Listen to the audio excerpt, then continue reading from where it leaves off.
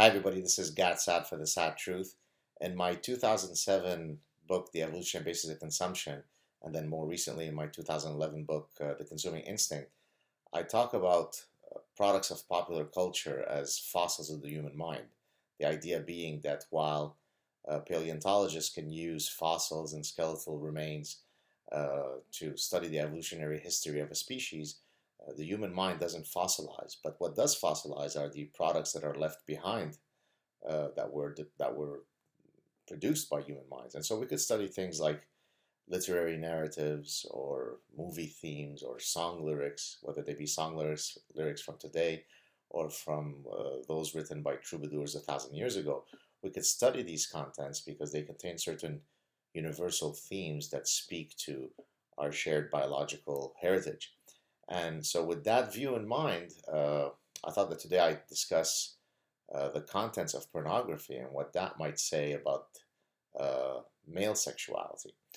So, if you think about porn movies that are targeted to, in this case, heterosexual males, they contain certain recurring themes. But before I get into that, let's first very briefly talk about the most prevalent form of mating system found throughout human society. So if you do a survey, an anthropological survey, you find that roughly 85% of documented cultures permit for what is called polygyny. Polygyny being one man uh, with multiple women.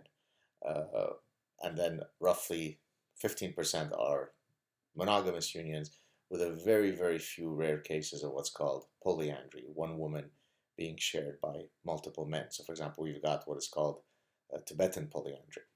And so you would think that the typical sort of archetype of a male fantasy is to monopolize access to many women. For example, in harem building, you have one man, high status man who has access or sole access to many, many typically beautiful young nubile women. And yet, if you look at the contents of pornography, let's go back to this, you would think that if that's the predominant male fantasy, then we should see typically in porno movies polygynous matings, one man being shared by multiple women. And so, in a study published in 2002 by Nicholas Pound, he actually did a content analysis looking at whether polyandrous, one woman, multiple men, or polygynous, one man with multiple women, was the more prevalent form of porn content.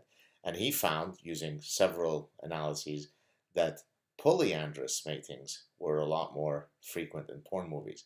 So this, at first thought, seems to be a bit of a contradiction.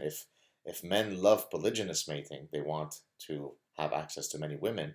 Why would porno movies, which after all are produced to titillate male response, why would they have polyandrous depictions?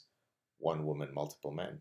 And so the argument was that it's due to sperm competition. So we know that in many species, for example, in animal husbandry, if you're trying to get your stud male to be inspired to mate, you first have him watch some other male engage in a sex act with a female, and this will literally get the rise out of him.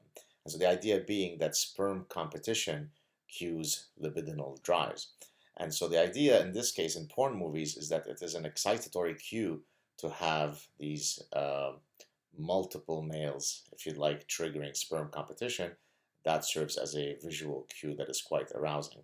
So the theory is certainly quite strong, but then how do we go about actually testing that? So several years later, in 2005, two scientists decided to actually test the sperm competition hypothesis. And what they basically did is they had men come to the lab and take one of two images back home with them, either a pornographic image that did not have polyandrous depiction or one that did. And they then were asked to masturbate to one of the two images and then return, so to speak, the fruits of their manual labor to the researchers so that they can analyze some of the sperm metrics. And what the researchers astonishingly found is that the sperm that was reaped from the polyandrous depictions had much greater motility, which is exactly what you would expect if the sperm competition hypothesis were veridical. So this is quite an astonishing finding, and one that demonstrates that there are very, very clear, specific, and certainly intricate hypotheses that an evolutionist can posit, and that you certainly would have never thought of proposing this hypothesis where you're not coming from an evolutionary lens.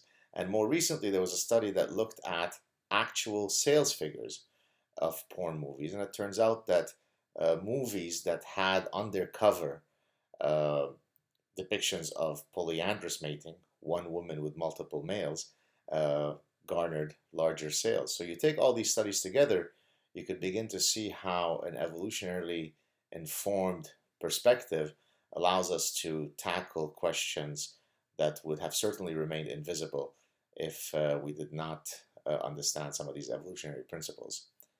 There's the sad truth, people. You could have never known this insight if you didn't tune in. Subscribe to The Sad Truth and tell your friends about it. Cheers.